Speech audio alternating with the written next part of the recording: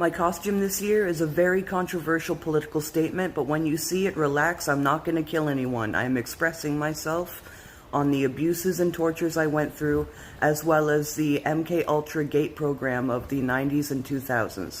And then going into it, I began to feel really sick.